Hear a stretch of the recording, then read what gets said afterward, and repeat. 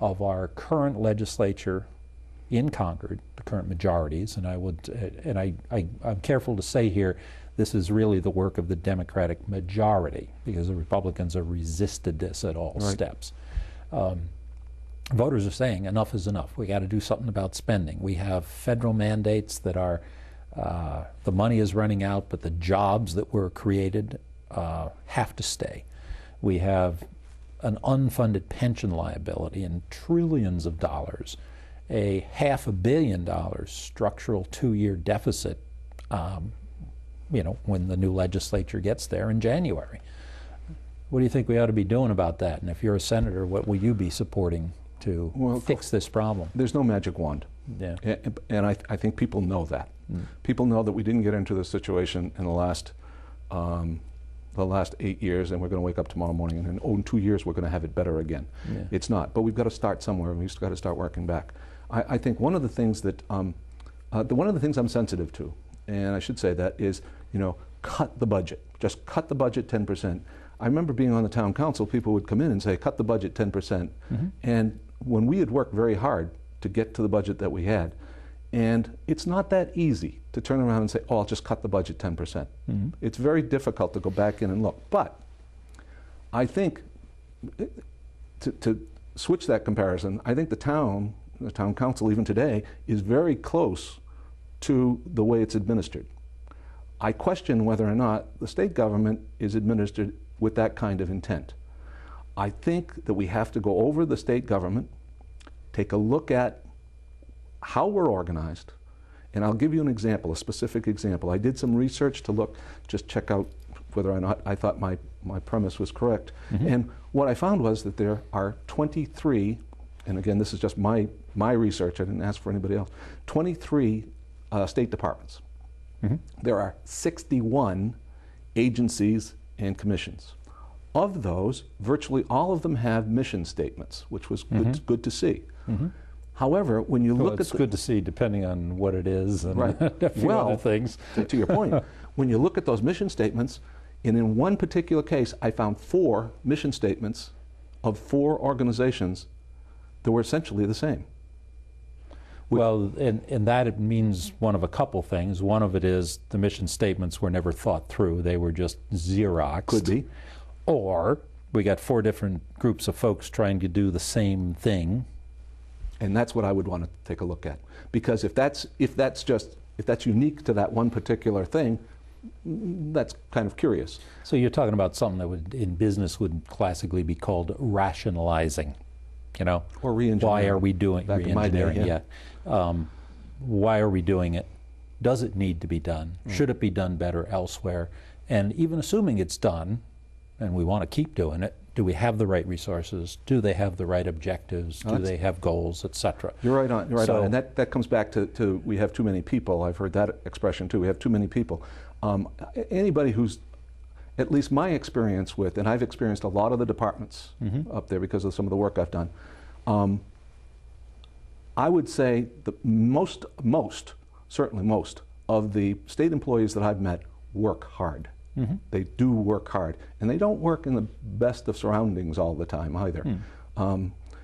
So it's not a case of there are too many. By the way, they didn't come to the state government on their own.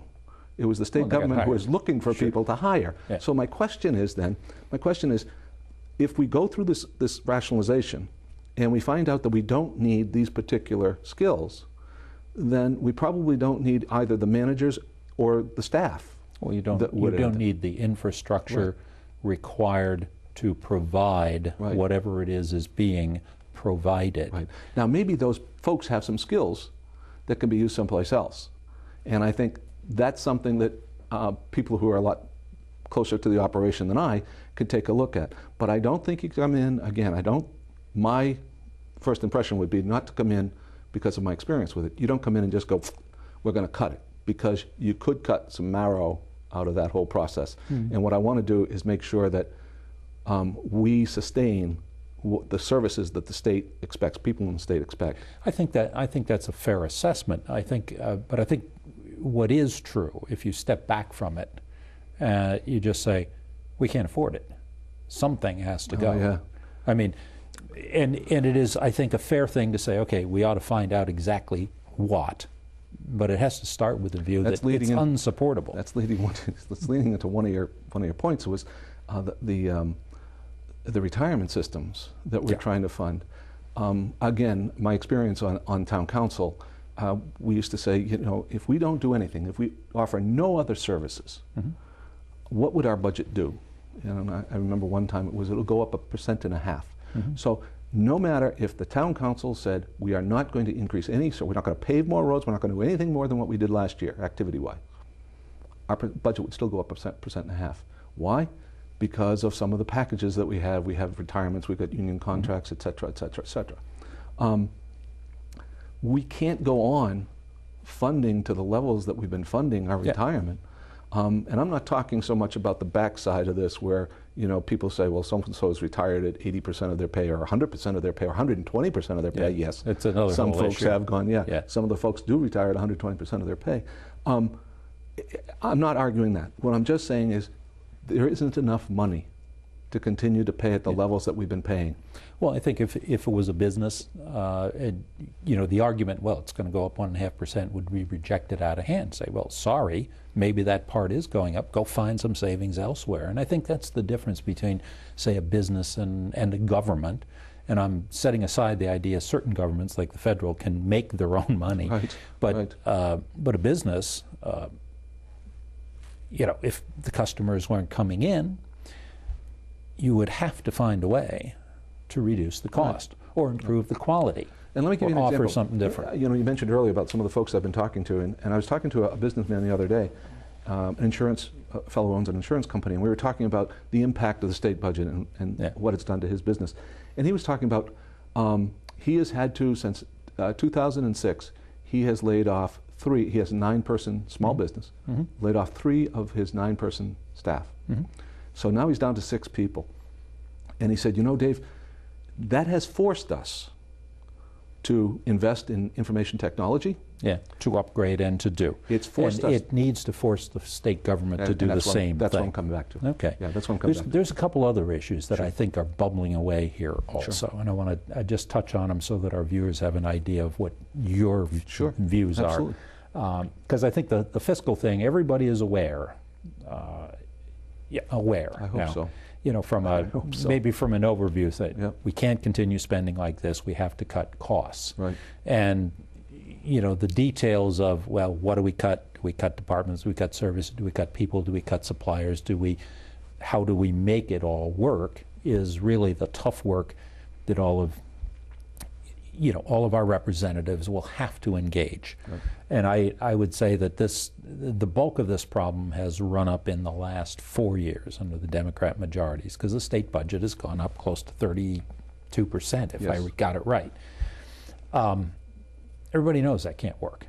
Certainly not in a difficult economy. And everybody knows that the current set of pension situation has to be brought into balance. But let's talk about a couple other things, because I'm a believer that, and I've said this earlier, that some of the reason we have financial problems has to do with a sort of fraying of social values and things like self-reliance, things like earning your way, paying your bills on time, etc. But there's a couple of issues that are around now, and they relate to family issues and life issues, and I want to get your thoughts on that. We currently have, well, I guess what I'll ask your view on, you know, what is your thoughts on the definition of marriage, and where do you stand on a pro-life, pro-choice continuum? Well, I think if it's in, and it is, your question is in referral to the passing of the legislation last year that brought up same-sex marriage. I was against that. Yeah. I was against that concept. I understand fully the reason why folks who have chosen to cohabitate with each other for a long period of time, I understand fully. And you know, and a love develops in that relationship, I understand fully the wanting to be able to financially secure that person over a period of time. I understand that. And I think the government, if the government's going to get involved in that, the government should allow that to happen. I really don't feel, and I strongly don't agree with the concept of the same-sex marriage concept. Right. I was against it. Again, I don't. So you're saying civil unions make some sense? Civil unions do make some sense to me. I mean, because those aren't not only same-sex, they're also heterosexual unions. Except it doesn't apply, that law. Except that law doesn't apply, Yeah. interestingly. How about the pro-life issues, parental notification? This may not set well with some folks, but I feel very strongly that parents are responsible for their children until they're 18. Sure. And if they're responsible for their children to 18, then they're responsible for them. And parental notification has got to be there. I mean, if your child breaks windows at 17, or you pay for it. You pay for it, and not only that, somebody comes and tells you. Yeah. It just doesn't make sense to not be able to tell someone that their child needs medical help. I hear you sort of taking a pro-life position on this. That accurate descriptor? That would be a very good description. Okay. Yeah. Second Amendment. The Second Amendment is interesting. It's not only is it a federal constitution, you know, the U.S. Constitution, but the state constitution refers to being able to arm yourself to defend yourself, actually. Right. It refers to defending yourself more often than not. I think for the first 10 articles, first 9 articles, well, the 10th article actually, refers to defense. And so the folks in New Hampshire, when they made that constitution, knew and still were concerned about the fact that somebody might try to take away your rights. Yep. And you should have that, not just to defend your home or your person, but at some point in time they were concerned with, you're going to have to defend more than that. Yeah. So I don't think giving up your weapon right now is no. A wise thing. You know, time has flown by on us here, and we're running out of time. Right. So what I'd like to invite you to do is to make your pitch directly to the voters in Bedford as to, and you know, to the extent this video goes elsewhere, why they should be investing their votes with you on September 14th and perhaps again on November 2nd. And this is your camera. Go make your pitch. Oh, thanks. Well, first of all, I want to thank the Bedford Republican Committee for having us in today and having me here today to speak about how I feel about different issues. I would like your vote on September 14th, on the September 14th primary. And the reason I'd ask for that vote is because I feel that I do have the experience and the service that has brought that experience, and to bring that to the state level. I feel that I understand the budgeting process on the local basis and the effects that the state will have on budgeting at the local level. I would like the opportunity to go to Concord, to work with the Senate, to try to right the issues that we've seen financially, fiscally in our state, and to try to get us back on a platform, into an environment that allows investment, business investment, to come in the state. Businesses are not going to come into the state while they see jeopardy in our fiscal situation. If they see it becoming more firm, then they're going to start to invest. If they invest, then local businesses are going to invest in their business as well, and we're going to see growth of jobs. That's what's really important. And so I'd ask you for your vote, and I'm always available to you. If you'd want to call or write email, I'm certainly available to you. The website is www.davedanielson.com. Thank you. Dave, thanks for coming in today. I appreciate it. And thanks for sharing your views with the voters of Bedford. And ladies and gentlemen, the primary will be on September 14th, the general election on November 2nd. Form yourself about what these individuals stand for, what they plan to do, and make your vote count. Thanks for watching, and have a good day.